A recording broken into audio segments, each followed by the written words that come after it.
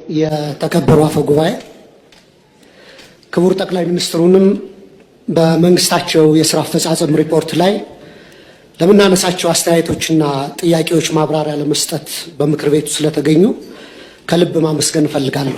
ሪፖርት የሚቀርብበት ቀን ነው። ላለፉት 5 ዓመታት ገዢው ፓርቲ የሚያጸድቃቸውን ህጎችና ፖሊሲዎች በጭፍን ሳልደግፍና በጭፍን ሳልቃወም ህዝባችን የሚገረፍበትን አለንጋ እያየሁ ድምፄን ሳላጠፋ የመንግስት አሰራሮችን ያለማወላወል ስተች እንዲሁም ለሀገሬ ይጠቅማል ያልኩትን ሐሳብ ሰነዝር ቆይቻለሁ።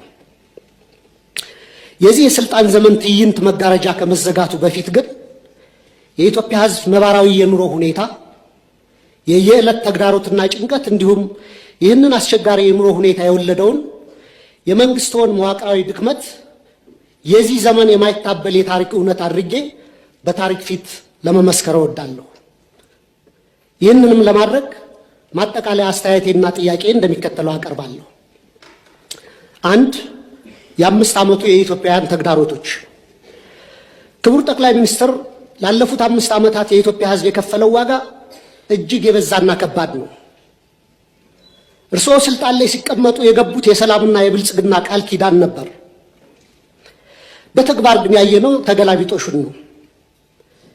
የሰሜን ኢትዮጵያ ጦርነት ያስከተለው አስከፊ ሰብአዊ ውድመትና ጠባሳ ሳይሽር ዛሬም በአማራ፣ በኦሮሚያ፣ በጋምቤላ፣ በቤንሻንጉል ጉሙዝና በሌሎችም አካባቢዎች የሚታዩት ቀጣይነት ያላቸው ግጭቶችና ጦርነቶች፣ ብሔርና ሃይማኖት ተኮር ጥቃቶች፣ እገታዎችና አለመረጋጋቶች የዜጎችን የመኖር መብት ነፍገዋል።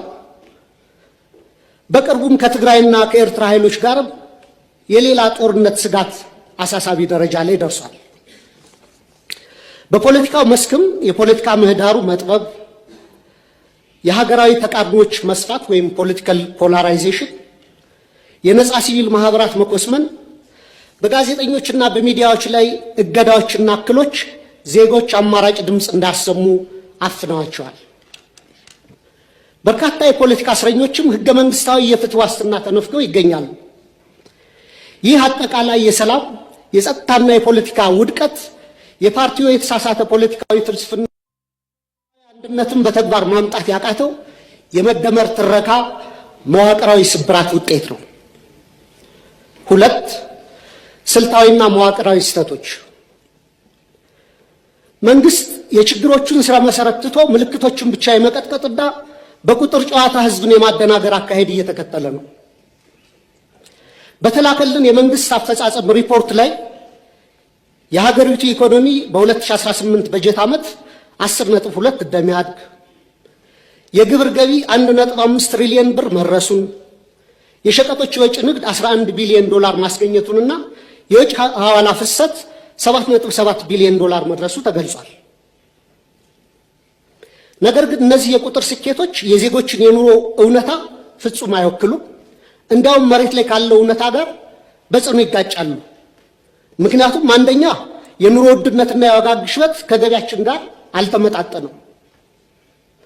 ሪፖርቱ እስከ ግንቦት 2018 ዓ.ም አጠቃላይ የዋጋ ግሽበት 13.4፣ የምግብ የዋጋ ግሽበት ደግሞ 15% ደርሷል ይላል። ይህን ግሽበት ለመደጎም መንግስት 379 ቢሊዮን ብር ማውጣቱ ቢገለጽም በተግባር ግን ባለፉት ዓመታት የተተገበረው የማክሮ ኢኮኖሚ ማሻሻያ ዝቅተኛውን የማህበረሰብ ክፍል ለከፋ ድህነት በዳረገበት ሁኔታ ላይ እንገኛለን። ማሻሻያውን ተከትሎ የመጣው ሰማይ የነካ የዋጋ ግሽበት በሚሊዮኖች የሚቆጠሩ ዜጎችን የመግዛት አቅም ሙሉ በሙሉ አሳጥቷል።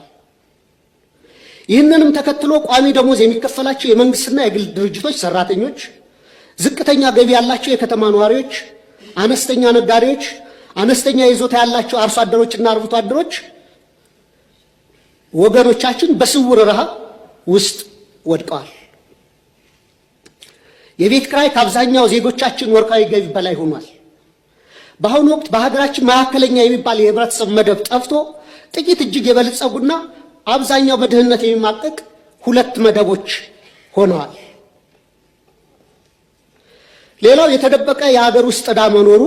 በሪፖርቱ መረጃ መንግስት በበጀት ዓመቱ 1.13 ትሪሊዮን ብር ብድር መልቀቁንና 91% የሚሆነውም ለግሉ ዘርፍ የተሰጠ ነው ይላል። ክቡራን የብሔራዊ ባንክ ገዥና የፋይናንስ ሚኒስትርን በተደጋጋሚ ላለፉት ዓመታት መንግስት አንድም ሳንቲም የንግድ ብድር ኮመርሻል ሎን አልተበደረም እያሉ ይናገራሉ። ይህ የውጭ ንግድ ብድርን ብቻ ነጥሎ በማየት እውነታውን የማደብዘዝ አካሄድ ነው። መንግስቶ በግምጃ ቤት ሰነድ እና በሀገር ውስጥ የዕዳ ዋስትናዎች አማካኝነት ከሀገር ውስጥ ባንኮችና ተቋማት በቢሊዮኖች የሚቆጠር ብር እየተበደረ መሆኑንና ይህም የሀገር ውስጥ የዕዳ ሸክምን በከፍተኛ ደረጃ እንዳናረው እና የግሉን ዘርፍ ብድር እንዳጣበበው ለምን ተደበቀ? በየጊዜው በዚሁ ፓርላማ የምናጸድቃቸው በቢሊዮኖች ዶላሮች የሚቆጠሩ የእርዳታ ብድሮች ኮንሴሽናል ሎንስ ለምን በሪፖርቱ አይካተቱ? የዕዳው ምንጭና አይነት መለወጡ ዕዳው መኖሩን ያስቀራል ወይ? ሪፖርቱ አሁንም ድረስ ከግል ዩሮ ቦንድ ባለቤቶች ጋር ያለው ድርድር ስላልተቋጨ ሀገሪቱ በከፍተኛ የዕዳ ቀውስ ውስጥ ያለች ወይም ዴት ዲስትረስ መሆኗንም ይሸሽጋል። በእርግጥ ይህን ጥያቄ ካስገባሁት በኋላ አዲስ ዴቨሎፕመንት እንዳለ በሚዲያዎች ተገልጿል። ሌላው የትምህርትና የማህበራዊ ዘርፍ መውደቅ አለ። በሪፖርቱ ላይ 26 ቢሊዮን ተማሪዎች መመዝገባቸው በስፋት ቢወራም የ12ኛ ክፍል ማጠናቀቂያ ፈተና ከወሰዱ ተማሪዎች መካከል 50% እና ከዚያ በላይ ማምጣት የቻሉት 8.7% ወይም 50 ሺህ ተማሪዎች ብቻ ናቸው።